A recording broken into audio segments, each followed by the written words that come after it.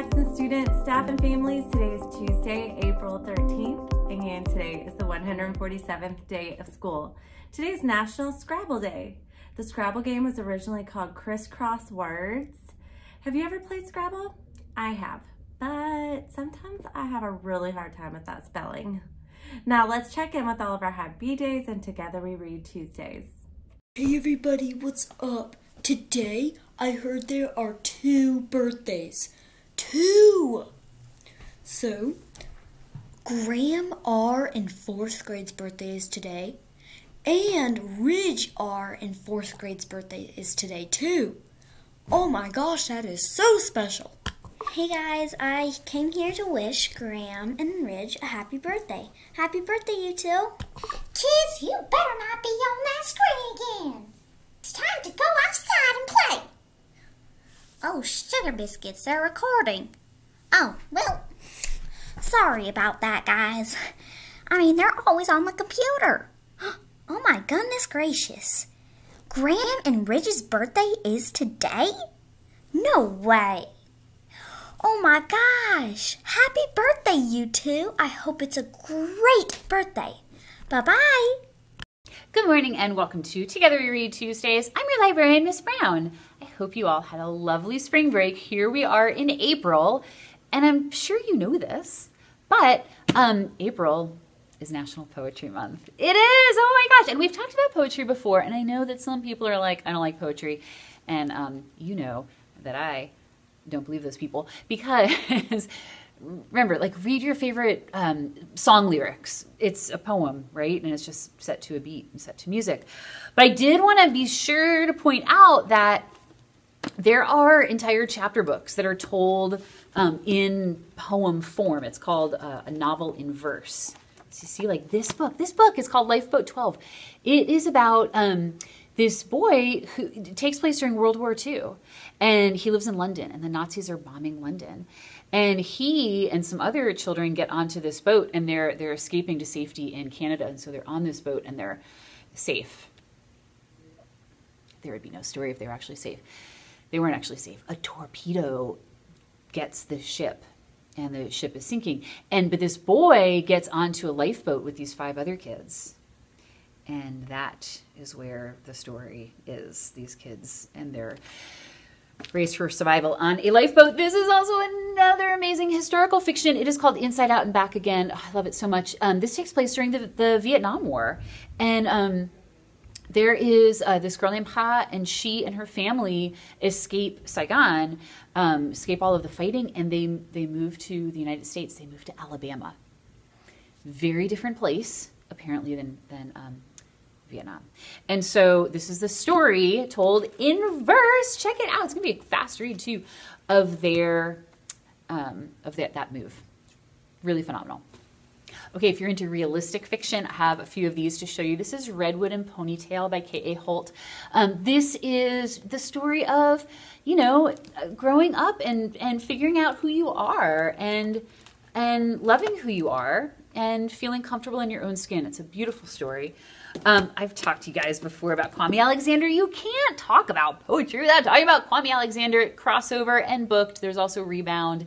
He is a master. They're turning Crossover into a movie, y'all.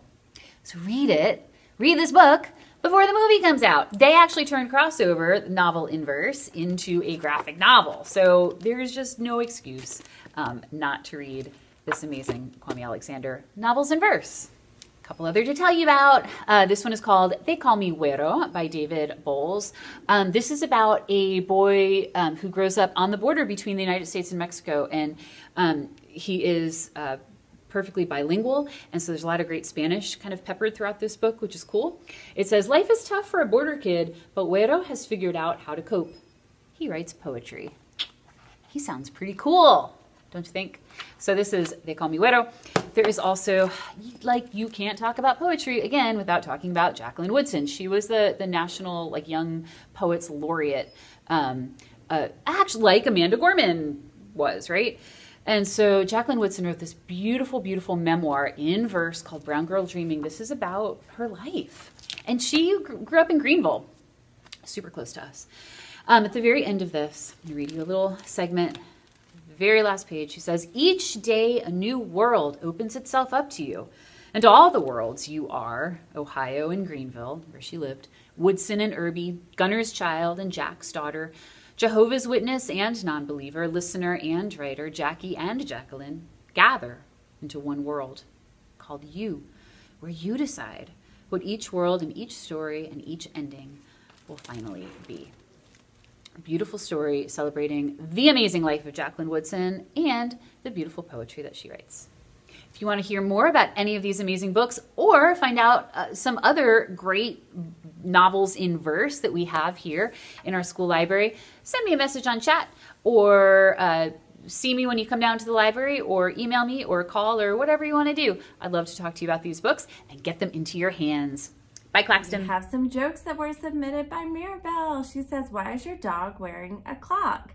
He's a watchdog. Good job, Mirabelle. Another one.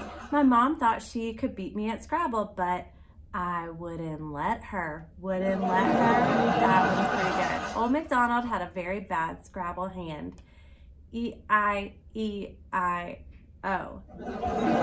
Awesome.